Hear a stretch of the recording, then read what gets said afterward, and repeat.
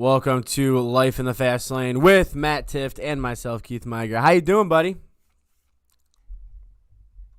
Yeah, we're good. Talk. You can talk. Oh, okay, cool. So before the show, you told me don't talk about anything with baseball, but your shirt says baseball, so I wasn't sure. All right. I guess I have to be super clear on what I'm talking about. Dude, I am so pissed off at you. I'm not gonna lie. Like you're in. How warm is it where you're at right now? Because the rest of the country, half of Saudi Arabia, some of Israel, is super pissed off. So, where are you at? You in a beach? You drinking beer? What are you doing? We're in Daytona Beach, and yeah, I'm looking outside, and I can see the racetrack, and it's nice and warm. It's gonna get a little colder for this weekend, but it'll still be nice in 60s and 70s. But yeah, my whole family and you apparently are just sitting there, getting freezing, getting snow pulled on. So I apologize. Mm-hmm. I was sitting by the pool about an hour ago. Yeah, good for you. Thank so you. you also, you off air, we talked a little bit today, and you were like, "Man, I'm by the pool. Everything is great." I'm not happy. I'm not thrilled with you. You were in Disney yesterday, correct? That's correct. That pissed me off a little bit. You didn't invite me for whatever reason. I don't get that, but it's cool. Why would you just complain the whole time about it being hot? Okay, Matt. Okay. No, that's fine. That's cool. Okay. That's fine. I always try to include you in everything I do. I invite you everywhere. You've literally not invited me anywhere. It's not true. I invited you to a movie. You invited me to a movie, and then you invite me to a show to virtually talk to you because you have no friends. Oh, my God. That hurt a lot. What is wrong? Are you mad today? Are you in a bad mood? No, I feel great. I'm just messing with you. I'm just messing with you. Good job. All right, so you're in. All right, so I want to talk before we get into any like sports stuff like that. I do want to talk about a couple things before we dive in. We're going to be trying something new with the show. The show has grown, so thanks to everybody who's been sharing it, passing it around, getting involved in it. We are. Peter says you shaved. Did you shave? Can you grow facial hair? I occasionally shave. Yes, I'm fairly new to it, but yeah, I shaved from last week. Thank you, Peter. I don't know if that's I didn't know. I think you might keep it with my grooming more than I do in my facial hair. I think Peter. Wait, no, maybe Keith. Maybe he's talking about you. I didn't shave. You're a little bit fuller last week. Was I? Well, then I'm losing hair because I didn't shave. Peter was Keith. Did Pete have a nice? Did Pete? Oh gosh, never mind. What is wrong with you today, Matt? What is wrong? I don't know. Lisa Holt Johnson says, "Hey son, miss you." That is, I'm gonna say it's your mom. That is my mother-in-law. That is your okay. Hello. She misses you. I miss those guys too. Jordan, my wife, she was down with me in Disney, like you said, this whole week. Cool. And so now she said she landed. It was extremely turbulent and extremely freezing. When she left, it was like 90s. So that's a 60 degree temperature difference. So that's a lot. Makes sense. All right. So like I said, we got some new stuff to talk about. We're going to be doing a show. What are the new show times? What are we doing? Because it's grown to the point of, I think, the content we needed to do other things. So explain what we're doing. Well, first off, we're getting a different co-host. So I'll be leaving. No, I'm just kidding. I didn't know that. Yep, neither did I. So we'll be doing now a new Tuesday and Thursday time, 1 hour each. So we used to do the Thursday show for 2 hours. We're trying something a little bit new. We're doing Tuesday and Thursday from 7 to 8 for some 1 hour shows. And what we figured was after last weekend, the weekend, because we had the weekend show before the Daytona 500, and we had so much fan interaction from it that we were thinking, well, we might as well keep the content going and talking about stuff twice a week now. So we will have all the topics coming back in. It's going to look a little bit different, but we'll try to fit some things in each show that we talk on. So, excited to try this new format out. For sure, which is going to be exciting. So you did mention something we're going to be going on Tuesdays and Thursdays now, 1 hour.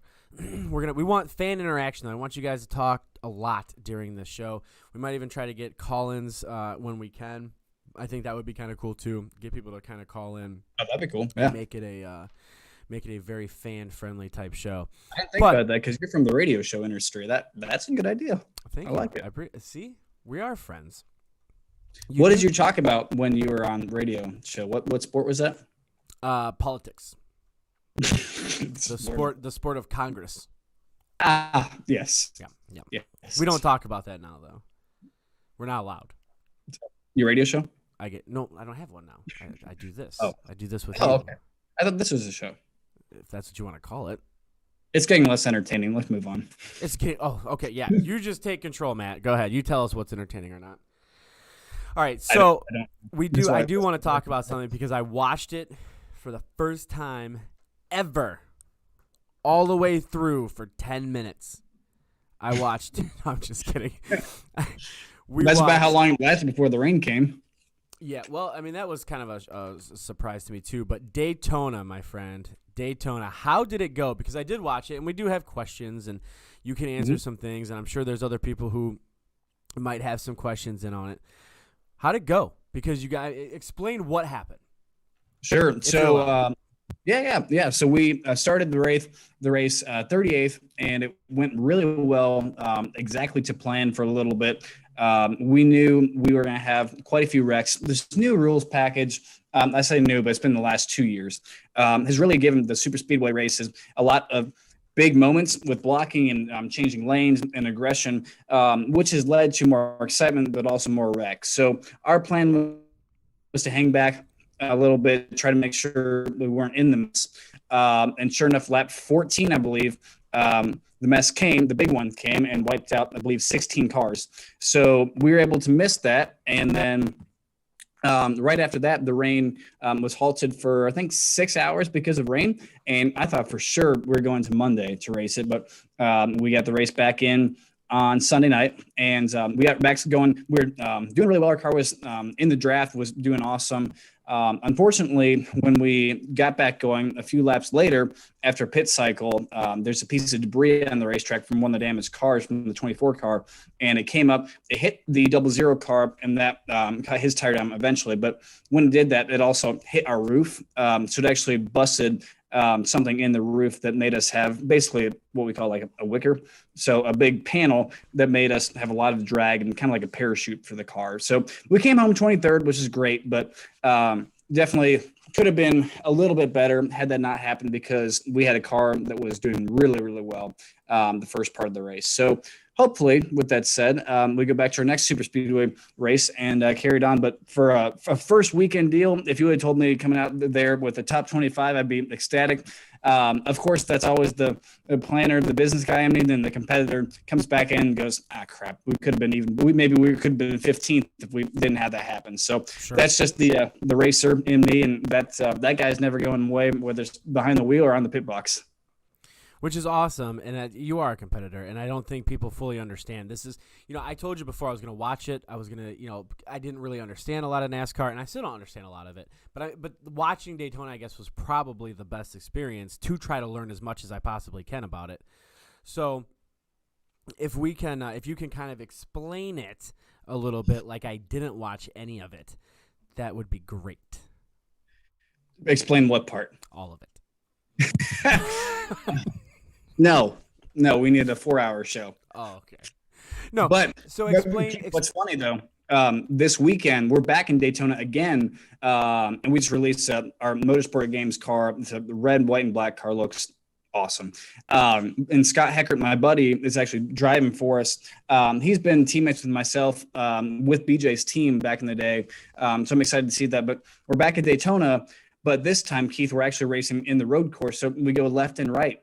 Yes, we turn right. You got to ease me into this. You got to ease me because I don't know. You guys turn right? Yes. How often? Multiple times a lap. Are you serious?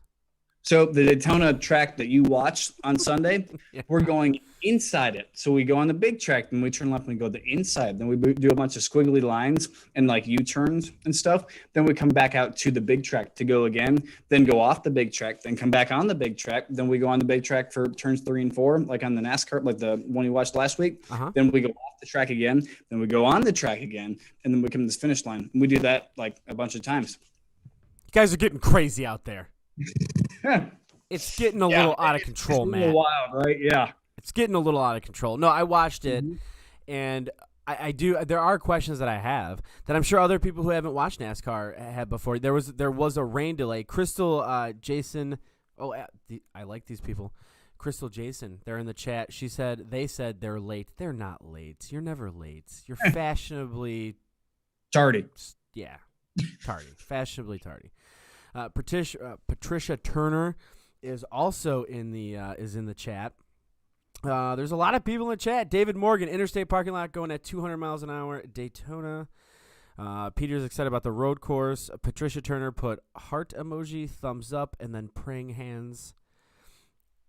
I thought that was nice. Crystal Jason said, we hey. need all that every weekend. We do. All right, so while we have everybody in here, go over to our Teespring store, the merch store, so you can kind of we got cool stuff. What's that? We got cool stuff. I'm trying to do a segue, Matt. I know, but we got cool stuff. I'm excited. We have cool stuff.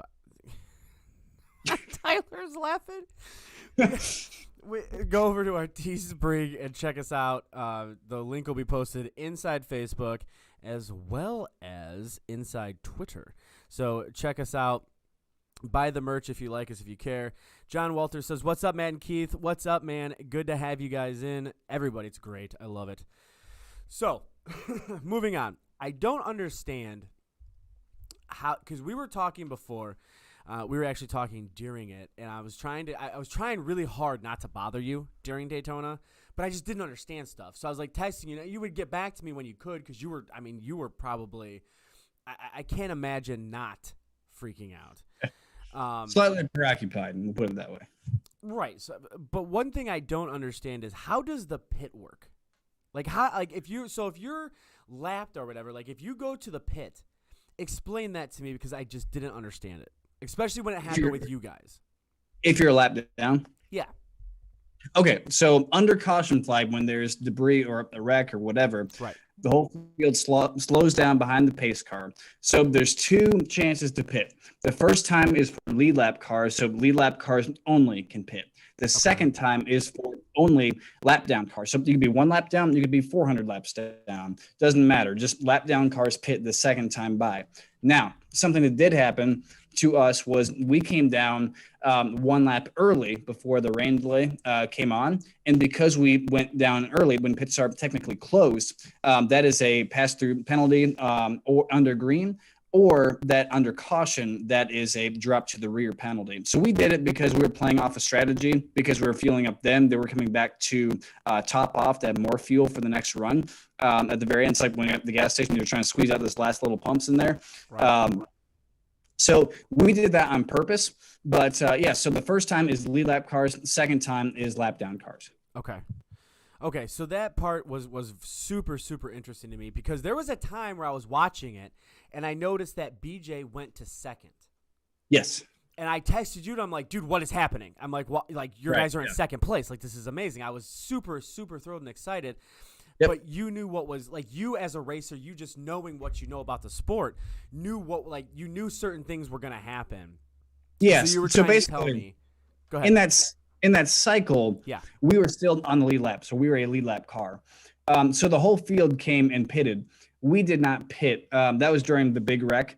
So afterwards, we did not pit. Then we stayed out on the track, knowing rain was going to be there, knowing we had to run a bunch of pace laps under caution. Right. So we're going to burn 8 or 10 laps worth of fuel off. So we figured, okay, we'll just stay out for now. No point in coming to get fuel or tires. Then once it's 1 lap to go before we go green, so 1 to go, meaning the last lap before green when the pace car pulls off. Right. We decided to pit then because we'd have the most amount of fuel load for the next run, so we could play strategy the next time. But yes, there was cool to be up in second, but we knew it's not a legit second, but they get you on TV, and you get Clint Boyer and Jeff Gordon to talk about you. So that's always a good thing for the sponsors. Well, right, but and I understand that part, but like this is the first time I've watched a race. So as I'm watching everything unfold, like I did everything I could not to call you, because I didn't know, like I saw you go, because I watched it happen. So I watched him go into second. Do you know what I mean? And as soon as he hit that second spot, I'm sure you could probably look at your phone and see that my text literally hit that second. And I'm like, Oh no, we're under yellow. I was just on my phone anyways. I was right. Well, I was like, what is going on? Do you know what I mean? I was like, holy crap, what is happening? So I'm super excited over on this side, obviously, pulling for you and everything. So how does that work? Like, how did you know what was going to happen? Just because of the pace, because of you? Like, that's what I'm talking about, going into the pit. Do you know what I mean? Like, you had to go in there. Did you know you were going to fall back? What was the strategy behind that? Yeah, so at that point, we knew at least 28 cars were remaining in the race. There's 12 cars that were out, 4 that were questionable, limping pretty bad, like badly damaged. Yeah. So at that point, the amount of cars that are left. So you know that if you stay out there, if I would have stayed out with the car, or if BJ would have stayed out, we could go, but we have to come back and pit during a green flag, which you're going to lose laps because we would have had to get fuel. So everybody else behind us, the leaders before, they cycle out to be the leaders again. But in this race, it was all under yellow because of the drying of the track. So they had already pitted and gotten their fuel. So they're all on the same strategy, which is good for them because they have to pit as a pack. And you try to pit as a pack, but for us, we knew we were in the back anyways. And if we came and got fuel during that cycle, then we could go back and get fuel at the very end. That way we could play whatever strategy we wanted to. Awesome. Brian Rogers says, would I tell Matt that you have a massive fan base in Wadsworth, 3 minutes from his house where he grew up? Matt is a favorite driver of mine, says Sandra Simmons. Well, you guys need to check out the Teespring and get some merch. Yes. Either the Teespring deal, livefast.com merch, anything like that, come rep us. I like it. That's right. That's right. All right, dude, we don't have a lot of time because we're doing an hour show and we're already almost a half hour in. We want to try to get to everybody's comments, though, so that way we can kind of jump into it. But I do want to talk. I mean, the whole Daytona thing was awesome, man. I really do appreciate, because you got to I got more than I think anybody else. I got to kind of see and hear, and it was super awesome, man, to be able to talk to you while things were going on, in a sense of you would explain a rule change. You would explain something to me because I didn't know. Yeah. So, like, for you to be able to say, and then after the race, for you to sit down and go, okay, you got 10 minutes, shoot the questions at me. And then we're like, okay, we'll wait until the show, because I did have a lot of stuff. One of the questions, before we move on to MLB talk, because we do have a lot of MLB talk to hit on today. Got some Browns stuff too. What's that? Got some Browns free agency talk too. I forgot about that. We do have some Browns free agency talk. But one question that I have that I think a lot of people are going to have is, this is your first race. And I'd never asked you this. I purposely wanted to wait to see what you would say. This is your first race as an owner. What did that, what was the feeling? Because, I mean, did you wish you were out there? Did you wish, are you happy where you're at now? Like, did it bring, what were the it had to bring a flood of emotions, right? Oh, yeah. I mean, the pre-race to me was typical Daytona 500. It's breathtaking. It's incredible. Like, it's always special. The nerves were there, but they were very much like the driver nerves before the race. I didn't feel that the morning of. I didn't feel that the night before, but I felt it on the grid going to the race. Sure. When we started going, it's hard not to be the competitor. Again, go into the seat of the car and think of what they're doing, but that's why you have to trust your driver. BJ is my, co-owner with the team. So sure. I trust him 100% what they're doing. Our spotter, David Pepper, they have both a good rapport with each other. So you have to trust the team at that point. Sure. And I think the bigger thing that I noticed was, as a driver, you only notice, you have blinders on, you're in the car. Sure. So you can kind of judge communication. You can feel how your pit stops are. You can feel how, that kind of stuff is going, race strategy, that sort of a deal.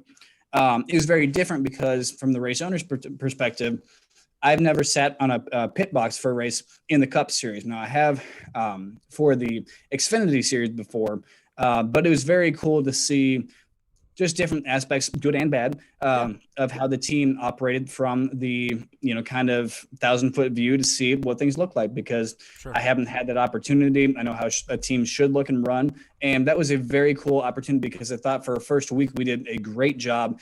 We brought the car home on a trailer, pretty much unscathed, in a 23rd place position.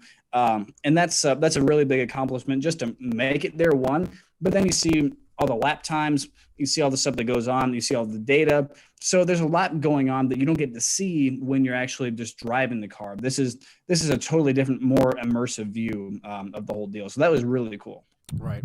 Absolutely. No, that was what I didn't want to ask you that until we were on the air, just because I wanted people to get a sincere, a sincere answer. I mean, not that you wouldn't give them a sincere answer anyways, but so hold on a minute. Matt Papa Holt is watching.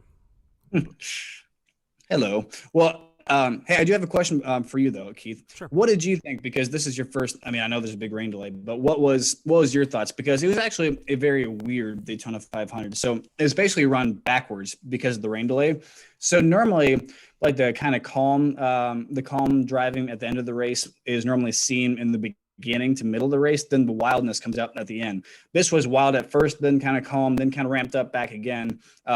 That was something that doesn't normally happen. So I guess I'm kind of curious from your take as a sports fan and as a first time watching or first time listener, what did you think of it? I thought it was awesome. I mean, I do. I'm a fan of NASCAR now, so I'm going to be watching and I'm going to be paying attention. And of course, I'm going to be rooting for BJ. I'm going to be rooting for Live Fast. Like, of course I am. You know what I mean? It.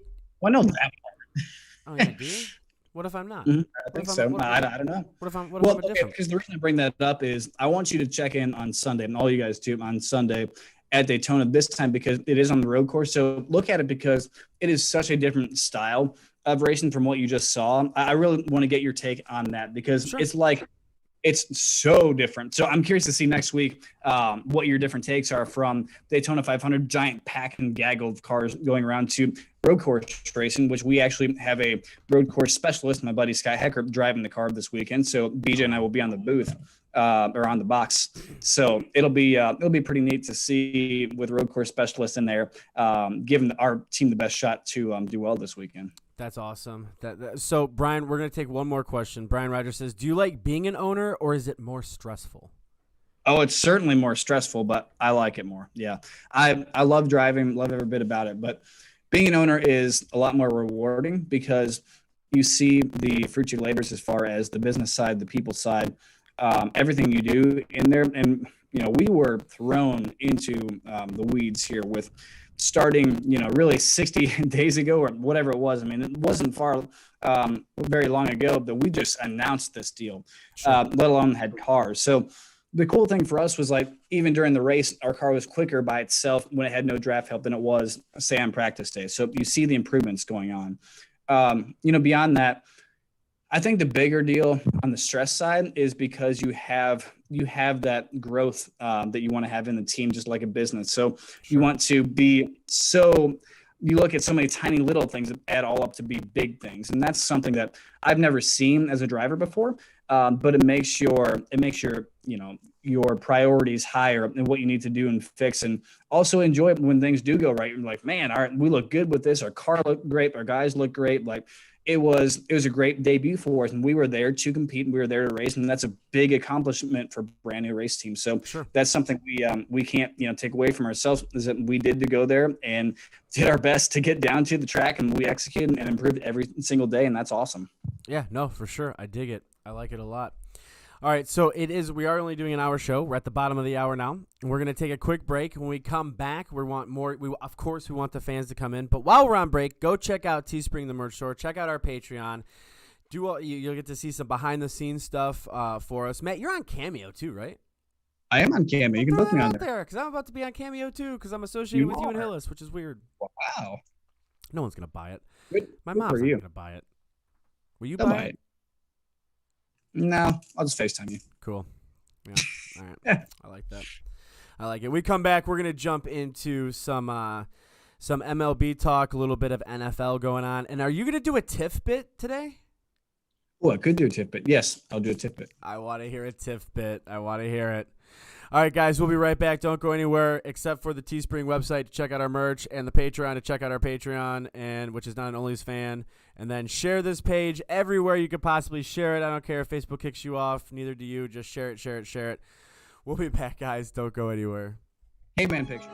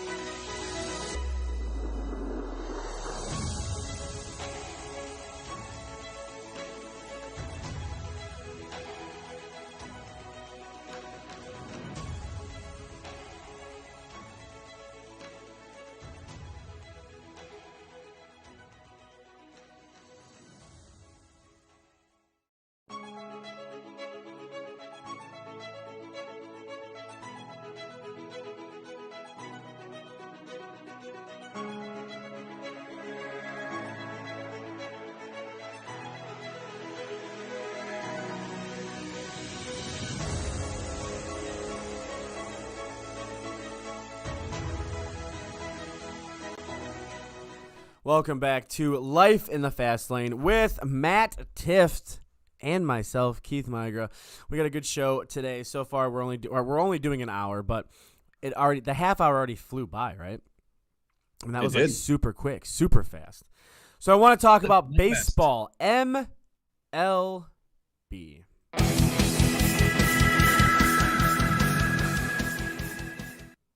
Love it. I love baseball. Cleveland Indians. Are you not an Indian fan? Are you a Cleveland Indian fan? Why are you not talking? You're allowed to talk now, jackass.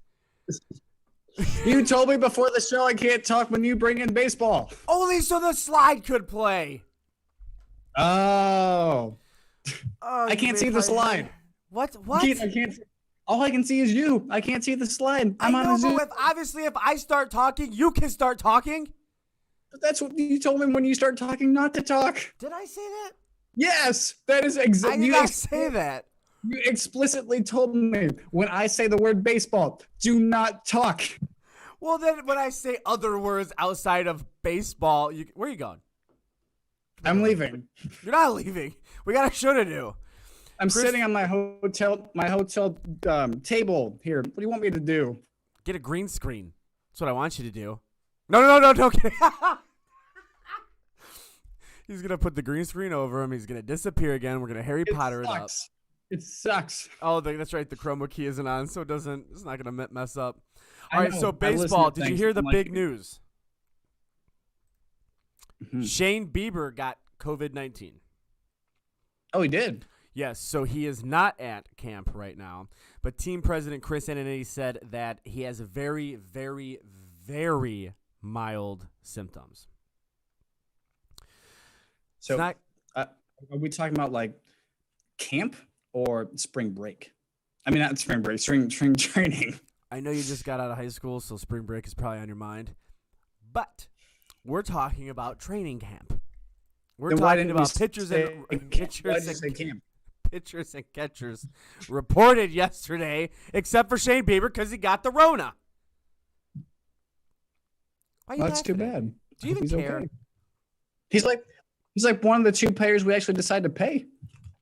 Well, I mean, he's doesn't have a choice. He's on contract. He's a rookie. There's nothing he can do. We don't have to pay him for another 4 years or whatever. They still at least pay him. I mean, he's going to leave at some point, but at least they pay him for now.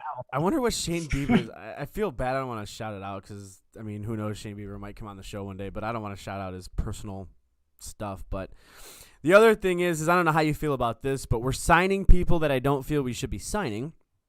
But we've agreed to a deal bringing veteran lefty Oliver Perez back to Cleveland for a 4th season. You a Perez fan? At least an Oliver Perez fan?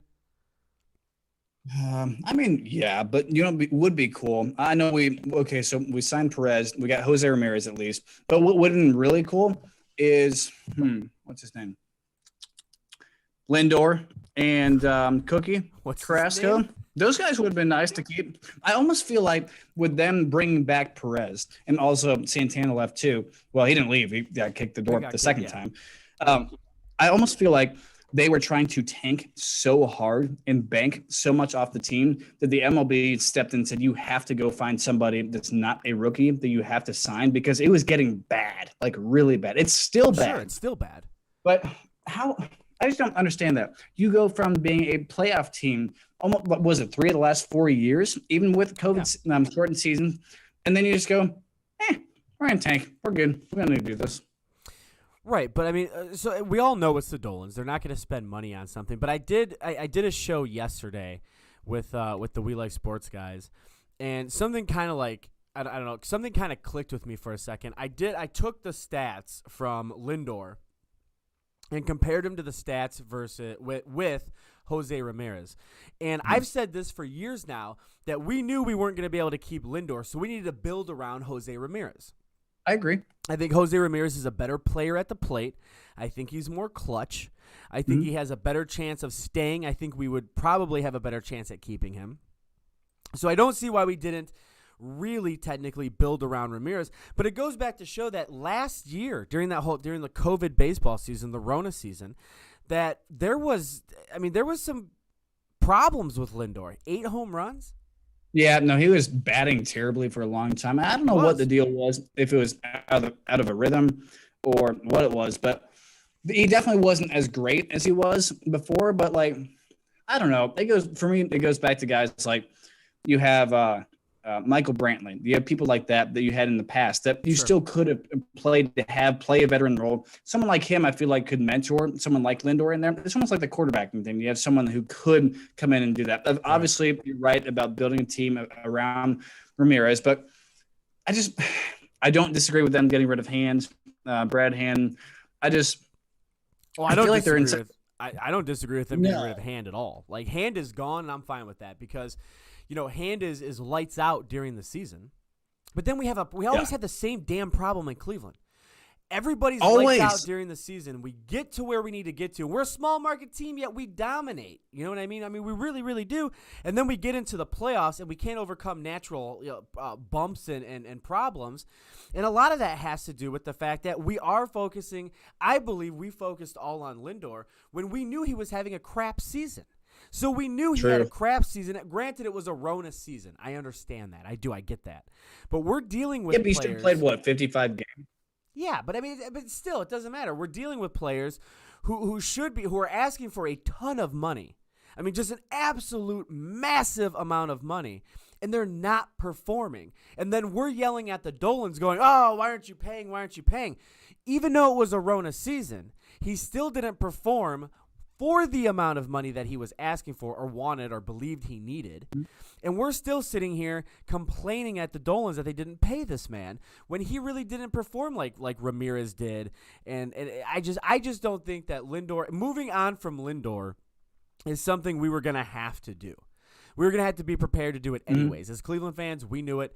The Dolans said it a long time ago. They said, enjoy him while you have him. And we did, but that last season, the Rona season, didn't make me enjoy him. It made me enjoy Ramirez a heck of a lot more. It made me enjoy Bieber a lot more. Do you know what I'm saying? Mm-hmm. No, I totally agree. I think the interesting part that probably goes to why people get so upset about it is because we've seen a trend. I think he takes more of the eclipse of just the entire picture of the Dolans of not paying players or keeping them around when they could have or should have. I think that's the bigger picture, is that he stood for something that has been a problem over the last 10 or 15 years. I mean, Sure. we paid Grady Sizemore to play forever and play 2 games and go breaking his ankle every year while people sold bobbleheads of him. I mean, he did that forever. Right. I don't know exactly what the deal is, but I did see something today that the NFL was going to cap the cap space to $180 million. That's something, or the cap room, whatever it is. That's something interesting that I believe, the MLB has to at some point import that cap. Was it the cap? Salary cap. Thank you. Salary cap. Just thank myself. Wow, long day. But I feel like that is a big thing, because small market teams, you have the one out here and there. You have Kansas City, you have Tampa Bay, you have Cleveland that can run at it. But if you want to break up the big teams in there, you have to eventually implement that. That's why in the NFL draft it works the way it does, because the bad teams should get better. We know there's organizational problems, but at least there's a shot. Sure. I feel like that is something big in baseball that they're missing, and people don't like watching baseball on TV. People like it in person. Every person I know that talks about sports says, I love baseball, but I would much rather go to a game, because to me it's too boring on TV. And that's with NASCAR. Sometimes people say that too, but for me, I love baseball, but there's just things with it. They've got to modernize or adapt or do something, because I know they sped up the pitch counter, that kind of stuff, but there's got to be more things to make it to where it's more fair. It's not the same 4 markets every year that are making a run for it. Like, that is a big problem. Right. No, you're 100% right. You're 100% right. And leading out, like the big we've talked about this probably, I don't know, I've talked about it to where I've exhausted it, I think, is that baseball needs to have, if they're not going to give themselves a salary cap, then they need to give themselves a salary floor. Yes. That means each team has to spend X amount. And I think that the fans are fine with that. Obviously, the owners aren't. I know the players would be fine with that. We just had to get to the point where these small market teams, and the Indians are a small market team, but we still can compete. And you either give praise to Tito for that, or Chris Antonetti, or Sherdoff, or whoever you want to give credit to for that is fine. But as a small market team in Cleveland, we still can compete. I mean, we've been there's been seasons where we've had issues, but if you go back to like 1993, 2-1, like you're there, we're competing, we're just not able to get over that hump. We had that the Cleveland curse. I hate saying that, but we have those kind of issues, and I think every team has those issues. The problem becomes when we know that the Dolans have money. I mean, you live in Cleveland your whole life. You know for a fact these yahoos have money, but they're not going to spend it. So you start to think, okay, why am I going to go to the stands? Why am I going to fill it up if they're not going to use that money wisely, and they're not going to start spending it, or at least give us something to root for, right? Yeah. Mm-hmm. Well, that's just the problem, is how it comes across. Again, with the Lindor deal, that wasn't one player. I mean, of course, we wanted Lindor, but sure, that's not one player. It's a bigger picture. That's when they come out and say, we really appreciate our season ticket holders, especially the club season ticket holders and the people who own the suites. And to the rest of you, enjoy it. Like, what kind of FU message does that send to the people that are loyal to the team? That's like, a big one. I mean, a huge one. That's one of the worst things ever said to a franchise and fans. You're right. And as the Dolans continue to do what they're doing, at this point, we know the Dolans probably aren't going to sell, which is a huge FU to us anyways, when they came out and said they have no plans on selling. We are trying to run the Dolans out of town. I mean, just to be honest with you, we want them to – I don't want the Indians to leave the market, obviously. I don't want them to leave, the city. But I do want ownership to change. If they're not willing to change and they're not willing to spend the money and they don't care about how we feel about certain issues – then why would we pack those stands? Why would I root for them? I'm going to, obviously, but why? And that's the problem, because they know we're going to. They know we're going to root for the tribe. We know, or they know, we're going to continue to have that loyalty because we're Clevelanders. Right. Well, it goes back to the movie Major League, when the people are trying to sell the team and they're like just ruining everything. That feels like the Dolans right now. And so my question is, you have one more year left as the Indians, as a piece of history there before the name change comes. And so why not as owners say, hey, we're going to sell after this year. You guys get a new ownership, you get a new name, you get new everything in there. But let's make one last run at this thing. Let's have hire everybody you need to make one last run and go for it. Like what the Bucks did this year, like with Tom Brady, make one last run at this deal before the Indians name goes away, before the everything about it goes into the history books. Let's have one last run, and they don't care. And that's not a bad idea to have it. If we're going to go, we've had our best times, during those runs, like the streak. That's something I'll never forget in my life. Yes. I mean, I watched so cool. Right, and I remember watching the streak. Dude, it's like you have those sports moments where you know exactly where you were when it happened. And for Cleveland, it's, the shot that took us that won us the championship. You know what I mean? For the Cavaliers. It's it's like watching it's probably the fumble for some people when that happened during the Browns. For me, it's the streak. I was alive during that. I watched every game. I was glued to my TV. I've never been so happy for Window Nation, not yet a sponsor, to pay people to get windows than I was watching Jay Bruce crack one into the corner of the wall and win the game that way. And it was baseball has its ups and its downs. Absolutely. Is it boring sometimes to watch? Yeah, I'm not gonna. You can't deny that.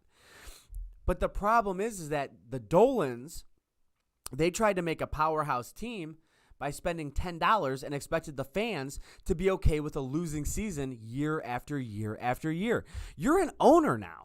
You own a team. Nobody's going to be happy with continued losses and continued loss of viewership. You're just not going to be happy with that. But they're not doing anything to set themselves aside as owners of a small market team. There's many things they can do to set that into motion, and they're refusing to do so. The only thing they do a very good job at is their Twitter is fantastic. No, they do the best job roasting people. Oh my gosh, it's so good. Even if you're not a Cleveland sports fan, go look at it. It is a master class in looking at trolls. It is awesome. Well, dude, we got to interview Zach Plesac, and I got to interview Oscar Mercado, Brandon Geyer. We had a lot of fun interviewing these guys, but if there's one person from the Indians organization I think I want to interview, it's the person that sits behind that Twitter. I put the Indians or Twitter, people, whoever it is, they are savage. I almost would do a black like the silhouette sort of a deal and do a distorted voice just so they don't have to reveal who they are, so that they could do it and talk about it on there, because they are amazing. And maybe don't give them a voice, like don't give who they really look like. Do a distorted voice kind of a thing, like there. Use like a speak and spell. Yes. Dude, exactly. I put the Indians seriously. I put the Indians Twitter in the same category as Wendy's. Like Wendy's Twitter is also savage. And then you have the Indians Twitter, who is just even more savage. Brian Rogers in the chat said, Red Rider 88 made him cry. We were talking about sports moments, I do believe, and I'm sure that that is a special sports moment. Like, you know what? What is one sports moment? Doesn't have to be Cleveland, but what is one sports moment outside of you getting a team and outside of you racing that you will forever remember, no matter what happens? I think actually what comes to mind is the 2018 Thursday Night Football game with the Jets, and Baker Mayfield goes into that game. I have never seen that's with the whole Bud Light. They've gone 0-26 to that point or whatever it was, and they ended up being 131, whatever it was. It was intense. Yes, very intense. So the whole deal about the Bud Light sellers have the locks on them. Baker Mayfield goes into the game, and I have never, at least in my eyes, a stadium and a crowd and a team changed just like that. I mean, it was absolutely ridiculous. Because we're going to be talking about the Browns today, talking about J.J. Watt. They're trying to sign J.J. Watt in free agency without that first game. The entire playoff run of last year, and the decent season before that, was fabricated because of that Jets game. Without that, we don't have a good Browns team. I have never seen a stadium go so crazy, had the cellars open, have all the beers go free, for the stadium after the losing streak. That was one of the coolest moments I think I've ever seen watching a game, because it literally changed the city overnight and actually in a few seconds, and everybody felt that. All right, so real quick, last thing on baseball, and then we're going to move over to the NFL for the last 5 minutes. What do you? So with all the acquisitions that have happened, and the Indians haven't. Again, we're signing people. We're signing old players. Is what we do. It's called bargain binning, and we're taking these players that we probably have no business taking. But let's throw all that aside for a second. With what we have right now, are we a playoff contention? Do we have playoff contentions? Are we a playoff contender? I think because the AL Central, yeah. Well, don't forget the White Sox has been making moves. I know, but and big moves. Yeah, but I know they are, but I still put us as a wild card team. At least a wild card. Okay. Yeah, I don't see much past that, but I do see making it to the wild card. Yeah. Unless maybe we go back and sign Kenny Lofton again and do like the 2000, bring him back. Let's go big with that. No, let's not do that. I'm a huge Kenny Lofton fan, but let's stay away from that type of talk. All right, let's talk NFL. Slide. Yeah.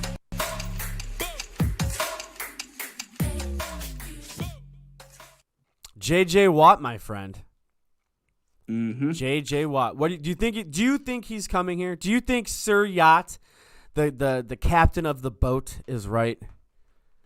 I do, because why would somebody, not a knock on Cleveland, but why would somebody come to Cleveland in the middle of the winter and do a picture with a location of or whatever it was with the tweet, but mentioning he was in Cleveland? Why would you do that? I don't know. So I don't know. Obviously, it's going to come down. Go ahead. Well, obviously, he's in talks, serious talks. They want him. Okay. I think OBJ is a bargaining piece in that trade or acquisition somehow. Well, there's no trade. They're just going to pick him up. No, I'm saying, but there may have to be some trade to make it happen, like cutting OBJ or getting rid of him or trading him to something. Like in a 3-team deal, because with the cap space thing changing, I think you have to be able to look at, okay, am I going to pay OBJ, or am I also going to try to get him to someone else to be able to get more draft picks to build the team with JJ Watt there, with what the people have now, before they have to pay Baker, before they pay Chubb, like all those guys in there.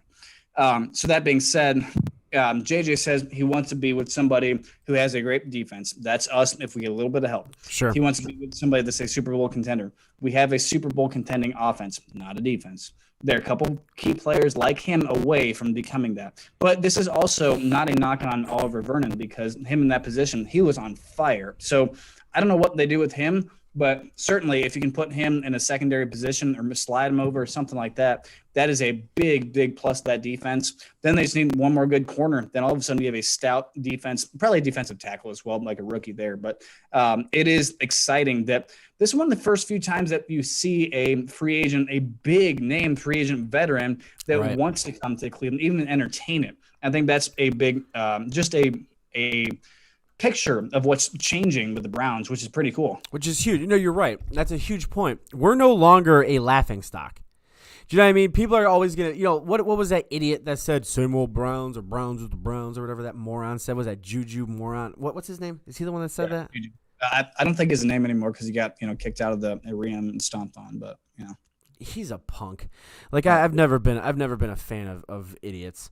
If we're so let's say just for instance we do take J.J. Watt. What has to happen? Obviously, do you think? I mean, because cap space went down, so are we going to keep OBJ? Like you said, is there going to have to be something in the trade? What has to happen to make J.J. Watt come here and want to come here? Well, I mean, okay, so OBJ is on a contract right now, so sure. He's already there and kind of in the cap space or the cap room there. Right. So I think the bigger planning has to be, how long is JJ Watt there? How long can he really be an elite, elite defensive player? I think that's more of the question, because if you look at OBJ, he has a big contract and it goes for, I think, a few more years. JJ Watt's obviously going to do a 2 or 3 year deal. Sure. So if you do that in those 2 to 3 years, you have to sign Baker Mayfield. You have to sign Nick Chubb. You have to sign all these big players that is going to be detrimental to how much they can spend, which also I think is good. NFL is doing that because that's going to help spread the talent over teams too. I think that's kind of a cool move. But, on top of that, I feel like I said, the Browns can operate as an offense right now and be very, very good. Their depth is not great. They can use a few more wide receivers. Obviously, we saw that with the COVID fallout there when they had nobody showed up, and all of a sudden you got third stringers coming up from who knows where. Right. But that's not your everyday situation. But you do need a reserve guy or two. They're going to be better backup, wide receivers. But I don't think you need OBJ with a cap space issue coming. I think you need defensive players. You have Myles Garrett. You have Denzel Ward. You need another position there. You need to draft another good defensive tackle. And then you get one more corner. All of a sudden, you're in a great position, or at least get a better safety than Andrew Sendejo, who I will say the playoffs was not a big issue. No, it wasn't. Not really. The whole regular season, oh my gosh. Oh, yeah, it was horrible. It was absolutely horrible. All right, man. It's been an hour. Before we sign off, though, I want people to follow you at Matt_Tift. You got the little check mark. It's cute. It's verified. It's you. Follow me at Keith Migro1. I don't have Not a check mark. marked. All right, thanks. Sure. Yeah. Not check marked. I wanted to verify that you weren't verified, and I verified it.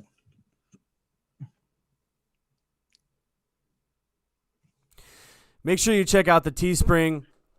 We got merch on Teespring. Check out the Patreon. We got a lot of stuff. Going on. Brian Rogers, before he goes, says Northeast Ohio favorites. 1, Matt Tiff. 2, Browns. 3, Indians. 4, Cavs. No 5th, Keith. Gosh dang it. You'll get there, Keith. I mean, sometimes you got to warm up to the people. Sometimes you got to keep them playing. Build your brand. Do the things you got to do. And I feel like you're going to be there real soon. Maybe next 5, 10 decades, you'll be all right. We'll be doing a show every Tuesday and Thursday for an hour, maybe, depending on if I can make it or not. Maybe maybe I'll wait to do a show until I get a blue check mark. Does that make sense, well, Matt?